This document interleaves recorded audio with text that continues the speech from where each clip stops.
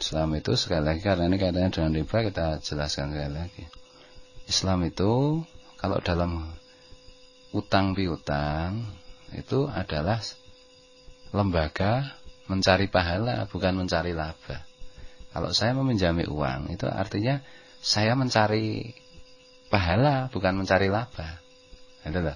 Artinya mencari pahala itu saya tidak berharap orang itu mengembalikan lebih kepada saya, atau saya mengambil manfaat dari orang yang hutang kepada saya, itu tidak. Karena saya mau mencari pahala itu. Jadi siapa yang meminjami Allah, maksudnya meminjami sesama makhluk dengan baik, dengan aturan Allah, Allah akan melipat gandakan pahalanya.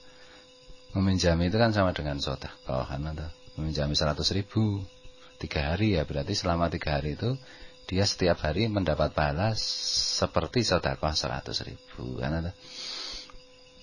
Jadi untuk mencari pahala, bukan mencari laba. Kalau meminjamin cari laba itu kan lain lagi, itu namanya kan kerjasama. Istilahnya macam-macam, musyarakah, dan seterusnya itu. Tapi itu pun dengan konsekuensi yang jenenge tidak seperti yang diterapkan bank-bank yang menyebut dirinya Islam itu. Ngono lho. Artinya kalau misalnya Mas Nawan arep usaha jamur ya macam-macam, mau panu tuh, misalnya dia nggak punya modal, oke, kerjasama denganku. Kamu butuh berapa modalnya? 1 triliun lah cukup.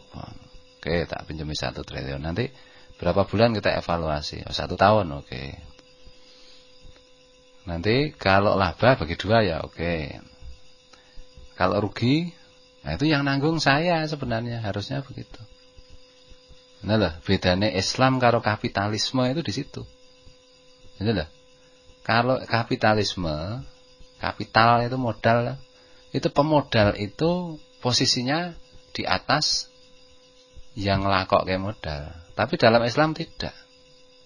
Islam itu lebih rasional, lebih adil daripada kapitalisme atau sosialisme. Nanti sosialisme kita bahas lagi. Jadi Islam itu menghargai kerja, bukan modal. Menghargai kepintaran, menghargai keterampilan. Sementara kalau kapitalis itu modal, anggere modal, punya modal menang. Orang pintar bisa dibeli kan. Dalam Islam tidak begitu. Dalam Islam itu yang dihargai itu ilmu, yang dihargai keterampilan. Jadi misalnya oke, Mas Nawan ngakoknya 1 triliun. 1 tahun kemudian dilihat, badi menjadi 1,5 triliun, ya udah. 1 triliun kembalikan saya, yang 0,5 triliun dibagi 2. Kan itu tuh. Kan penak toh saya mengkarek meneng wae Mas Nawan sing nyirami sing macam-macam sing adol. Itu adil. Ternyata pada 1 tahun kemudian Mas Nawan gimana hasilnya? Wah, ini ternyata saya kalkulasi tinggal 900 miliar ya. Berkurang 100 miliar. Ya sudah kan. Oh ya, kembalikan 900 miliar kan itu tuh. Dengan catatan bahwa Mas Nawan itu sudah melakukan apa yang harus dilakukan. Maksudnya, carane usaha itu nek nganggo hitung-hitungan akal itu harus begini kan itu tuh. Itu kalau misalnya tinggal 900 miliar, iya ya sudah, yang 900 miliar itu kembali ke saya. Mau kerja sama lagi enggak kan gitu tuh. Kalau enggak udahlah, kamu enggak punya hoki ya. Dan aku mending ngono ya enggak apa-apa, cari lagi orang. Mas Nawan juga bisa cari lagi. Itu loh. Tapi kalau misalnya 1 tahun kemudian tinggal berapa? Tinggal 900 juta ya. 900 miliar ya. 100 miliar gimana? Mas Nawan tidak bisa membuktikan pencatatan dengan benar. Ternyata yang 100 miliar itu malah mung dinggo ora dinggo bisnis itu, dinggo seneng-seneng atau dinggo apa. Itu saya berhak untuk menuntut Mas Nawan. Enggak, itu harus dikembalikan. Karena kalau dari segi usaha itu ini harusnya 1 triliun tetap utuh. Malah kudune badi, tapi karena kamu tidak amanah, maka jadi 900 miliar. Pokoknya kamu bertanggung jawab 1 triliun. Kalau memang Mas Nawan itu melakukan human error, kesalahan pribadi, bukan kesalahan bisnis gitu loh. Kalau misalnya harusnya tinggu nandur jamur mau, sang liyane orang nandur jamur kabeh, malah tinggu tuku motor, malah tinggu itu namanya salah. Padahal motor tidak ada kaitannya dengan jamur kan. Ya motor bisa dibeli kalau ada kaitannya dengan jamur. Itu untuk distribusi jamur, bisa juga. Jadi kita lihat laporannya piye, gitu loh.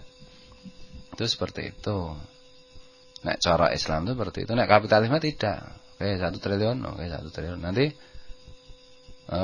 nek bank-bank Islam itu kan kalau kita lihat 1 triliun, misalnya 1 triliun, ya oke 1 tahun ya nanti bagi hasil, oke bagi hasil. Nah, bank Islam itu tidak mau tahu Mas Nawan itu betul-betul laba atau rugi atau bangkrut atau modiar, pokoknya kesepakatannya dulu apa itu ekspektasinya atau harapannya atau prediksinya itu misalnya 1 triliun 1 tahun menjadi 1,5 triliun. Pokoknya kamu harus mengambilkan kepada saya pada bank itu 1 triliun plus 250 miliar. Kan itu ta. Dene andake contoh waton ditukeh wae te apa rasa bingung to. Memang padha-padha lanya kalau ngandake contoh ming 5.000 padane kowe modale aku 1.000 walah modal 1.000 ora kono tinggo. Ora kono nggo contoh kan gede-gede itu kan tidak benar begitu itu. Mana toh? Tidak boleh, itu namanya tidak Islami itu. Nah, seperti itu enggak Islami ya. Itu kerjasama itu namanya kerjasama yang Islami seperti itu. Jadi kalau kapitalisme itu bedanya seperti itu. Riba itu ya seperti itu, mementingkan modal. Tidak mau tahu modal ini kamu pakai pokoknya sebulan atau sampai lunas itu kamu ngasih saya keuntungan sekian. Persetan kamu mau bangkrut, mau jaya, itu pokoknya kamu kasih saya sekian. Nah, itu namanya kapitalisme, itu riba itu. Itu loh. Kalau Islam tidak begitu, lihat-lihat. Kalau laba dibagi 2, kalau rugi yang nanggung pemodalnya.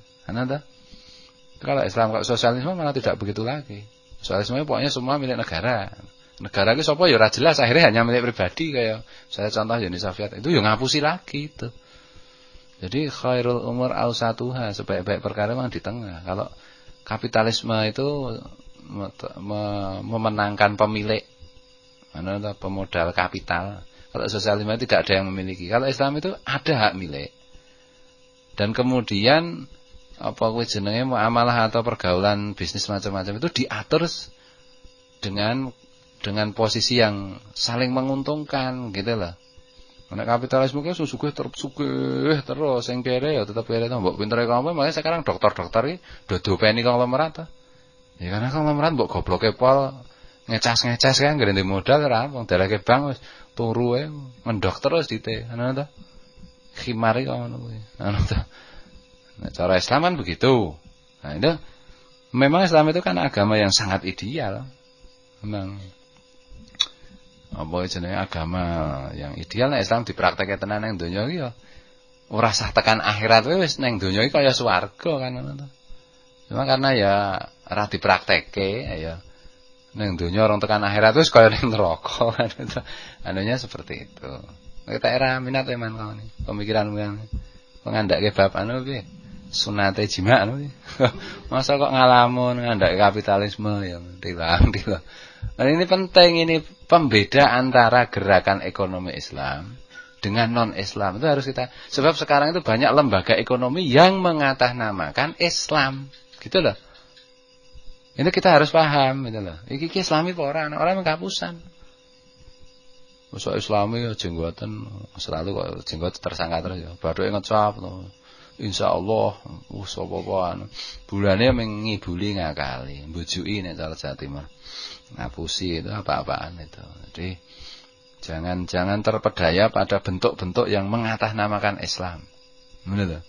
Jenenge ya Islam kabeh. Baitul Mal, Watanwil, Watamis watam sembuh lah. Apa meneh. Dan saiki do senenge kan dong gawe bank. Ada teman dulu mantan santri. Konsultasi mau bikin BMT gimana Pak Kiai?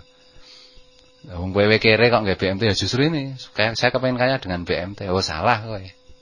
Nek kamu mau bikin BMT karena kamu tujuan sugih itu salah. Kamu kerja aja yang benar.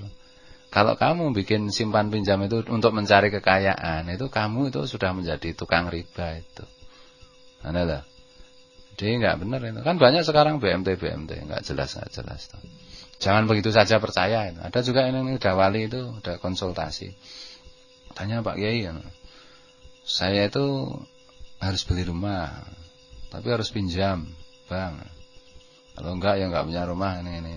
Itu gimana ya? Ya riba. Ya terpaksa ya tetap riba. Terus gimana caranya? Ya kamu beli rumah ya terserah aja, tapi kamu harus sadar bahwa itu riba. Anu tuh. Terus akhirnya konsultasi meneh lain hari aku neng internet meneh dhek takon meneh ngono lho. Pak Kiai, saya itu sudah menghubungi Bank Islam karena bank yang atas Islam karena saya takut riba. Tapi ternyata kalau saya hitung-hitung itu malah bunganya lebih tinggi kalau pakai ilmu bunga itu. Sebaiknya pilih yang mana? Kalau menurut Pak Kiai bagaimana? Kalau saya itu semuanya riba, podo-podo riba ya golek sing sithik kan gitu tuh. Akhirnya cuma praktis begitu. Tapi dosa enggak? Ora dosa no. Ngono to. Lah kok ra dosa piye to? Sapa kon njur takon kiai iki karepe kon menghalalkan piye? Kesenangane takon kok ming kon ngolehi. Ngono to. Lah nek ra oleh ya bilang ra oleh kan gitu to. Dosa enggak? Dosa. Itu sudah Tuh lain hari lagi, wah sudah terlanjur ya Pak Kiai, ini terpaksa melakukan riba, terus gimana? Kalau keadaan begitu, ya kalau bisa kayak dilunasi, kalau belum bisa ya dilunasi, wong nek dilunasi mlebu kunjara ke depan lagi ya jangan riba. Kalau bisa, kalau tidak bisa, kalau tidak bisa gimana Pak Kiai? Ya memang masuk neraka itu caranya bermacam-macam. Jawab ya ngono wae.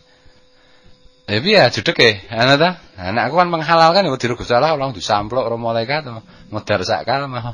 Naudzubillah min dzalik suul khatimah. Jadi kita jawab apa adanya kan itu. Kalau sudah terpaksa ya sudah. Tapi terus saya menjawab begini, ya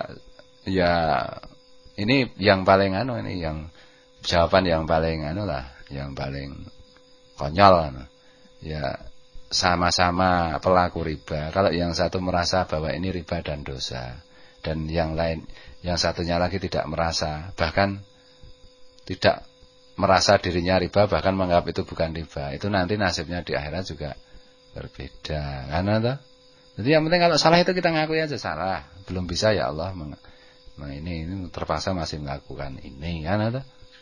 Terus ya diimbangi dengan membaca sholat tadi yang banyak, dengan sedekah yang banyak, dengan ngaji yang banyak, dengan wading musayah bil hasanah tamuha, kayak yang dikatakan.